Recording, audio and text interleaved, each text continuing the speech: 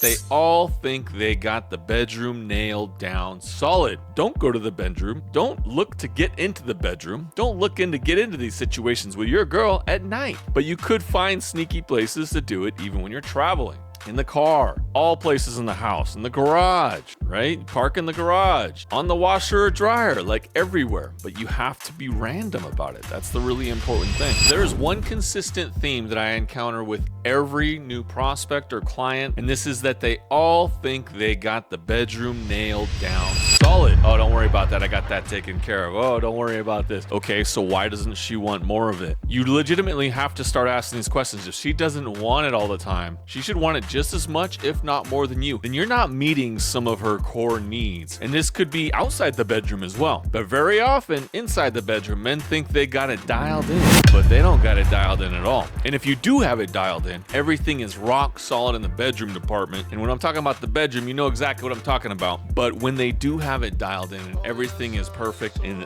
that department, then a lot of things just kind of trickle down from there. This doesn't relate specifically to the bedroom. That's just what we're referring to for this particular topic. Now, if you can't figure it out, scroll to the next video. This video is not for you. My name is Rob Ryan. Thank you for joining me. Today, I'm going to talk to you about what's important to do in the bedroom and a couple little strategies that you can do to make sure that you're getting everything done that you need to get done to make sure that you can meet all of the needs that she has and make sure that you are an amazing partner, especially in relation to the bedroom. Now, first of all, the bedroom can be anywhere. This is a big misconception a lot of people have. They only wait till nighttime, till right before bed. It's been a long day. Maybe you've been to the gym. Maybe there's lots of things that you're doing. And it's a lot more challenging to do these things if you're tired, if it's been a busy day, if you had a long day with the kids, or maybe you both work and it's really challenging. So try to shift the bedroom to new locations. Maybe you move the bedroom to the kitchen. Maybe you move the bedroom to the dining room. Now, like I said, if you don't know what I'm talking about, then scroll to the next video.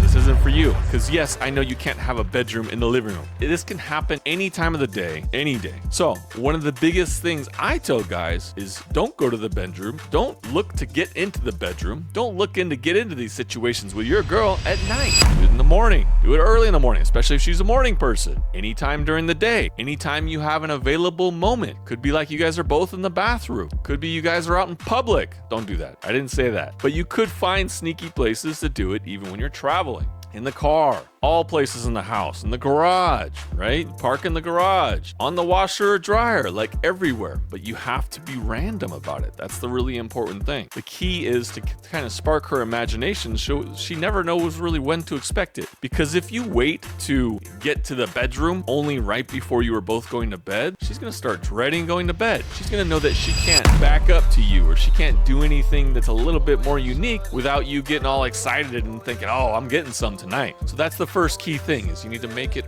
random throughout the day, any time of the day, and unexpected as possible. Secondly, I'm not going to dive into the whole concept of edging. There's plenty of videos out there on it, but practice that on a regular basis. If your bedroom time doesn't last as long as you'd like, that is the number one tool everyone uses to make sure that they can maximize the amount of time in the bedroom.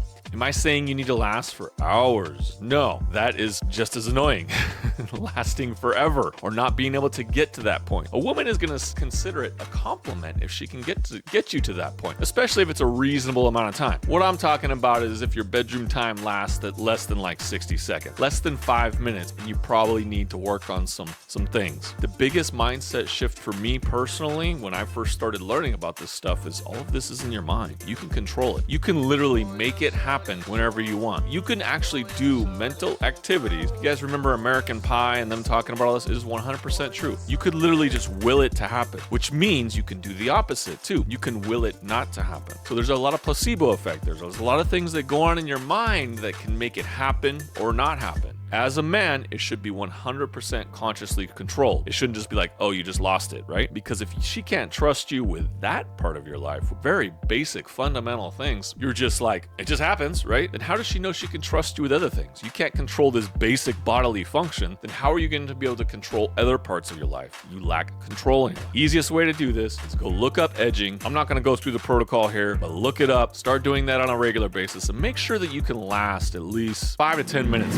minimum. There's many other strategies you can do. You can change positions. You can try different methods, right? You can try different forms of pleasuring each other. There's many different things that you can do. Those strategies in themselves, you need to be able to last at least like 10 to 15 minutes. And if she's one of those people that have a difficult time reaching her magic spot, you're going to be in for it. And you might have to spend a little bit more time, 15, 30, 45 minutes. Anything beyond 45 minutes, and it's like, bro, you got better stuff to do. It shouldn't be taking that long. Can't be lying around all day. If it's like the first time or you guys are fairly new in a relationship, you might go on for long periods of time, but it could be like 30 minutes here, 45 minutes next time, 15 minutes next time, 10 minutes, and always have variation too. There's a lot of things that guys can do here that can allow them to be much more masterful about it. The third and most important thing that you need to work on with your intimacy and your bedroom time is that it doesn't always involve the bedroom. It doesn't actually involve the activity very often. So how do you do this? We talk a lot about the intimacy frame, but I'll give you a couple tips here. There's two very important components that a lot of guys miss. They only focus on number 3. They only focus on the bedroom time. They only focus on the nighttime bedroom time before bed and everyone's tired. No wonder they're failing. And then when they do it, because they don't get it very often, 2, 3, 4 weeks,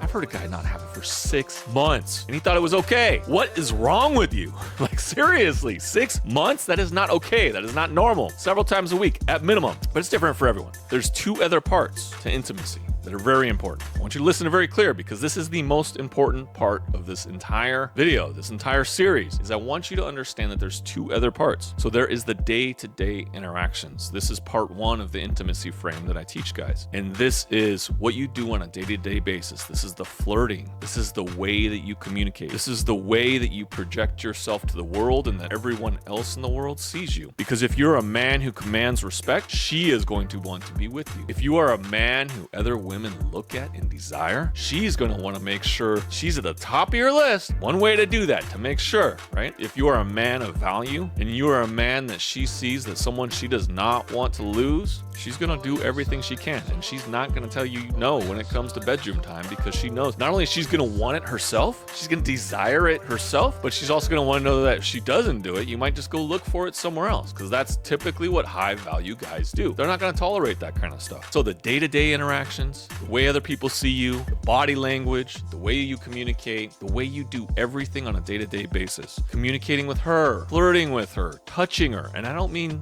this isn't like something where it's like you're getting really physical. This could be like a shoulder touch. This could be playing with her hair, treating her like a little kid, like just playing with her, just having fun. Don't stop doing this. One thing a lot of guys do, especially after they've come to me in their dead bedroom, is once they come to me, they've already gotten to the point where it's only every month. She says no all the time just because she doesn't want it. Key things that happen is they stopped playing. They stopped having fun together. They became very mechanical in the way they communicate. Usually starts with her saying, oh, you're being a jerk. Oh, stop it. Or I'll cut it out, right? And then maybe one time she's a little bit more serious. And that's because he was only focused on that third part of the bedroom game. Third part of intimacy, which is the bedroom game. He needs to focus on the other 2. First one we talked about is that day-to-day interactions, being fun, being playful, keeping things exciting. The second part is the asynchronous communication, the text communication. Tons of strategies here on different things you can do. With AI and Google, you can look all this stuff up. For the guys on the inside, we break it down. We're going to go through details. We're going to look at actual text chats. We're going to look at everything that you can possibly do. By all means, check my links and we can work together on how to make sure that your relationship, and it has all 3 of these important components, the bedroom, the day-to-day interactions, and the texting communications. So the texting communications is very important. So this is when you guys are apart from each other. You can even just be in the other room, but you're going to text her. You're going to text her a wide variety of things. You can use GIFs, you can use emojis, you can use pictures, you can send like flirty reels or TikToks or shorts, whatever your favorite platform is. You can do all of these things to keep her engaged and keep her thinking about it. And it's not overtly, 2 people together. It could always be a lot more subtle, especially with emojis. You can get creative with emojis, you can get creative with GIFs, but just having fun, being flirty, being playful. So if you do all these 3 things together, she will want it more than ever. She will want it all the time. You got to have the bedroom game, you got to have the day-to-day intimacy, and then you also have to be able to communicate with her asynchronously via text, email, whatever your predominant medium of communication is. Get those 3 things down, you will get it all the time.